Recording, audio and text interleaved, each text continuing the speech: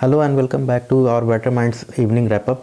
सो एक eventful week जो है वो ख़त्म हुआ है। इस वीक में हमने बहुत सारे इवेंट्स देखे, लाइक फेड का इंटरेस्ट रेट का डिसीजन भी इस वीक में आया और अपना जो इंडिया का बजट आता है वो भी इस वीक में आया। तो एक काफ़ी इवेंटफुल वीक रहा और ऑब्वियसली इस इवेंटफुल वीक के अंदर में निफ्टी जो है अपने ऑल टाइम हाई को फिर से उसने क्रॉस किया और एक नया जो ऑल टाइम हाई का लेवल है वो टच किया है। हालांकि अगर रेट्स के पॉइंट ऑफ व्यू से देखें तो इस वीक में एक क्लैरिटी मिली है कि जो रेट्स जो हैं वो मार्च के का जो फेड का मीट है उसमें भी शायद नहीं कट हो, रेट पॉज ही रहे। ऑब्वियसली अपने इंडिया के अंदर सिनेरियो थोड़ी डिफरेंट है। अपने इंडिया के अंदर जैसे कल बजट के अंदर गवर्नमेंट ने बताया कि मार्केट बोरोइंग जो है 0.25 में कम रहेगी with respect to current financial year. तो उसका कहीं ना कहीं हमारे यील्ड्स के ऊपर असर पड़ा और यील्ड्स के अंदर में भी कूल ऑफ हुआ है। हालांकि अगर अब डोमेस्टिक इकोनॉमी की बात करें, इंडिया के ग्रोथ की बात करें तो ज़्यादा स्ट्रांग फुटिंग पे है। ऑब्वियसली आगे चलकर कहीं ना कहीं हम सेकंड हाफ में इंडिया का अपना एक रेट कट का एक्सपेक्टेशन है। सो एक स्टार्क डिफरेंस है ग्लोबल इकोनॉमी और अपने इंडियन इकोनॉमी के बीच में और रेट का जो साइकिल है उसके बीच में। ऑब्वियसली रेट कट का जो बेनिफिट होगा वो कई रेट सेंसिटिव सेक्टर्स को होगा। जिस तरीके से हम अगर रेट सेंसिटिव सेक्टर्स की बात करें तो रियल्टी इंडेक्स की बात कर सकते हैं, ऑटो इंडेक्स की बात कर सकते हैं। ऑब्वियसली बैंकिंग्स के लिए भी काफ़ी अच्छा होता है इन टर्म्स ऑफ जो मॉर्गेज बोरोइंग होती है वो काफ़ी एक्सेलरेट होता है, प्लस अदर जो लोन्स होते हैं उनके अंदर एक अच्छी ट्रैक्शन आती है। हालांकि जो शॉर्ट टर्म में अगर हम देखें जिस तरीके से कल बॉन्ड यील्ड कूल ऑफ हुआ तो उसका इम्पैक्ट हमने कल भी हमने पीएसयू इंडेक्स के ऊपर देखा और आज भी कहीं ना कहीं आज जो स्ट्रॉन्ग सेक्टर्स जिनकी क्लोजिंग हुई उसमें एक पीएसयू इंडेक्स भी था।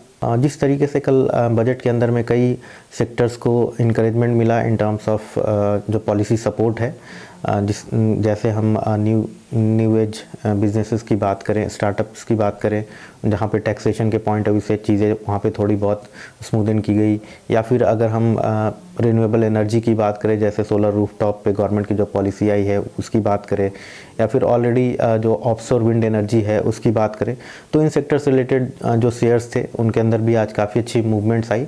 इसके अलावा अगर हम देखें तो गवर्नमेंट का जो कंटिन्यूअस फोकस है वो कहीं ना कहीं ईवी इंफ्रास्ट्रक्चर को डेवलप करने का है। ईवी के अंदर में चार्जिंग इंफ्रास्ट्रक्चर एक बहुत क्रिटिकल कंपोनेंट है जो ट्रांजिशन है ईवी का उसको लेके। तो उससे रिलेटेड जितनी भी वैल्यू चेन के स्टॉक्स थे उसके अंदर भी आज काफ़ी मूवमेंट्स देखने को मिला। इसके अलावा अगर हम बात करें ओवरऑल मार्केट के पर्सपेक्टिव से तो ये आज मार्केट जो क्लोज हुई है काफ़ी स्ट्रॉन्ग मॉर्निंग में रैली देखने को मिली। हालांकि एंड तक उसके अंदर थोड़ा बहुत प्रॉफिट बुकिंग देखने को मिला। जिस तरीके से ग्लोबल मार्केट का सपोर्ट मिला था अपनी मार्केट्स को ओवरनाइट, जिस तरीके से यूएस की मार्केट काफ़ी स्ट्रॉन्ग क्लोज हुई। ऑब्वियसली वहाँ पे एप्पल्स का जो अर्निंग बीट आया या फिर मेटा ने जिस तरीके से फर्स्ट टाइम डिविडेंड दिया तो टेक स्टॉक्स ने काफ़ी जो रैली करी और ओवरऑल जो यूएस की मार्केट के अंदर में रैली हुआ उसका पॉजिटिव इम्पैक्ट अपनी मार्केट पे भी दिखा और आज अपनी मार्केट जो है ओपनिंग के साथ ही काफ़ी स्ट्रॉन्ग थी। इंडियन मार्केट्स जो हेडलाइन इंडाइसेस है वो 0.7% पे क्लोज हुआ।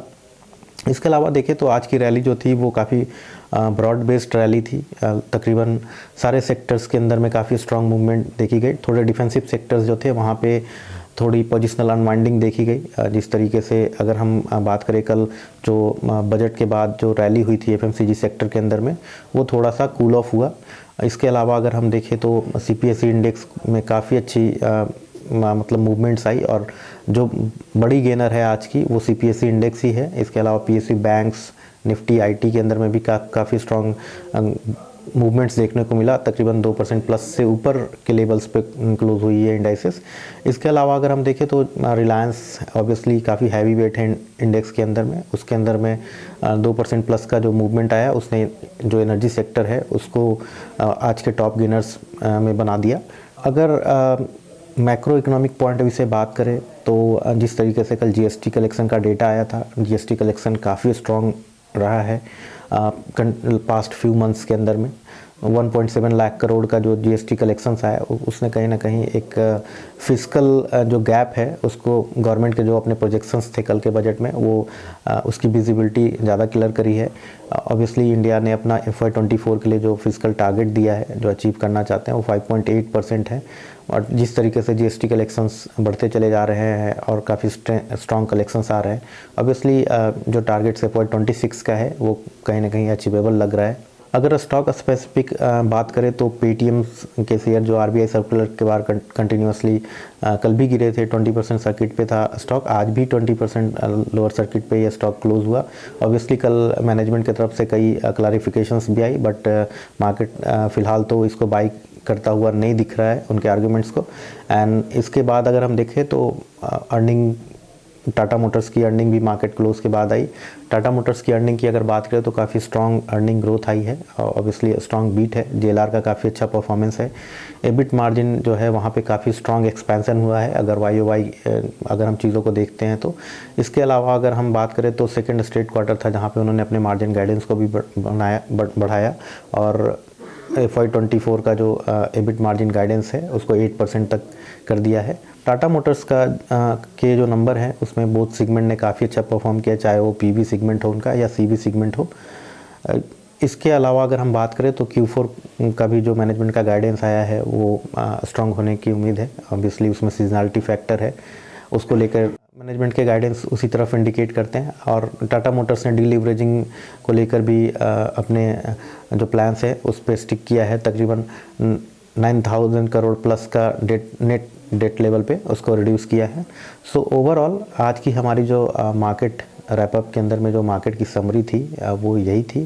So thank you for watching and have a good day. Investment in securities market are subjected to market risks. Read all the related documents carefully before investing.